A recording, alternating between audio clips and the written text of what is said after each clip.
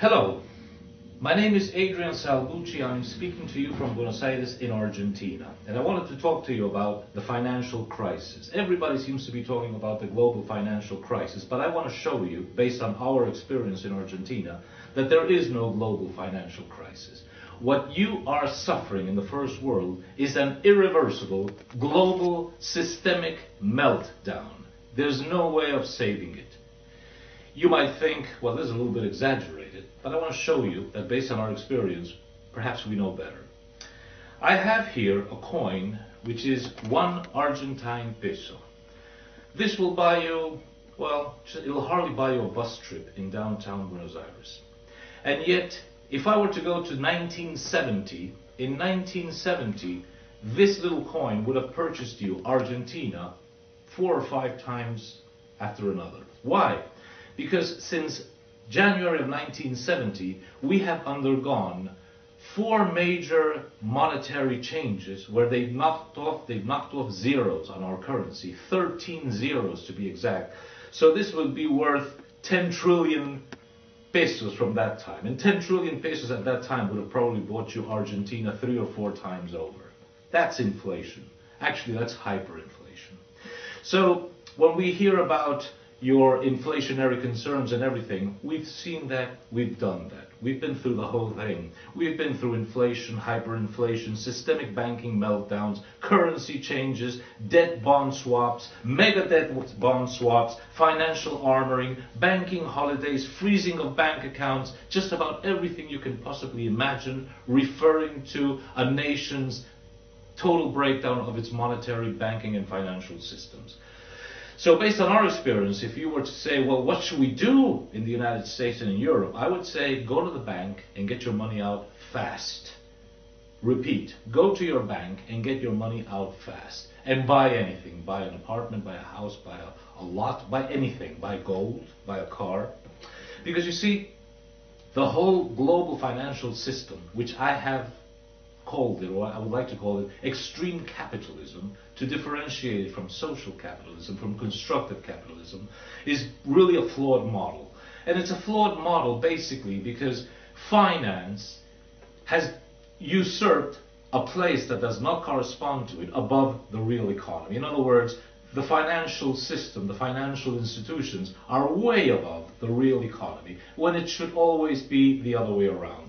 Finance, the world of money, the world of banks, the world of monetary systems, should always be subordinated to the real economy of building houses, building apartments, building airplanes, manufacturing cars, manufacturing food, everything. That should always be on top, with finance below it. Today it's exactly the other way around. So in this tremendous fight of finance versus economics, finance has had the day. They've won, and now they are totally destroying you. If anything, what is happening today with the global financial system is similar to a malignant, cancerous tumor, which has now gone into metastasis. And in that metastasis, it is threatening to destroy the entire economic body, and it's going to kill it, and in the process, commit suicide, because it's also going to kill itself. We're talking a lot about Ponzi schemes. We say, oh, Bernard Madoff, a Ponzi scheme. Okay, sure, Bernard Madoff is a Ponzi scheme. But you see, the problem is, if it were only Bernard Madoff and Madoff Investments having a Ponzi scheme, it wouldn't be that bad. The whole global financial system is a Ponzi scheme. And I'm going to show you how this works. Actually, there are 4 pillars, or should I say, since we're talking about pyramid schemes, Ponzi, right? Carlo Ponzi. Let's say that a pyramid which has a base of 4 sides, that this global financial Ponzi pyramid also has 4 sides. And I'm going to describe all those 4 sides so that you can better understand it. First side of the global financial pyramid. Planned monetary insufficiency. The real money in every country, the United States, Argentina, Brazil, Britain, real money is the money that is issued by the state. In other words, real hot money, let's call it that way, legal tender, which in the United States is a funny sort of money because it's issued by the Federal Reserve Bank, and the Federal Reserve Bank is a private entity. But let's say central banks issue the real money, the dollar bills, the euros, the Argentinian pesos, and so forth. The whole system is planned in such a way that there is never enough real money for the needs of the economy. There enters the second side of the pyramid. Since there is not sufficient public money, that is replaced, or that is substituted by private money. In other words, the private banking system exerts sufficient control over the state and over the central bank, over the Federal Reserve System, so as to guarantee that it will always issue insufficient amounts of money. And in comes the private banking system saying, Mr. Individual, Mr. Corporation, Mr. Government, you need money? No problem, we'll give it to you. And that's when the banks come out with the fractional reserve system and charging huge amounts of interest, whereby for all the loans that they make huge amounts of money. That's the second part of the pyramid, replacing real money, dollar bills, euros, pesos, with funny money. In other words, banking money, which grows at an exponential rate because it grows based on the fractional monetary system, the fractional banking system. The third side of the pyramid, do everything by debt.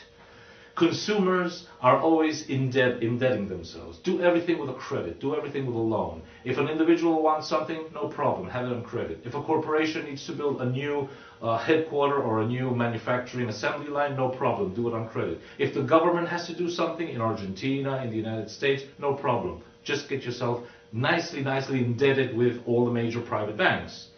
And you have now a situation where, in the United States, for example, the government owes over $10 trillion, that's your debt indebtedness. Corporations owe about $9 trillion.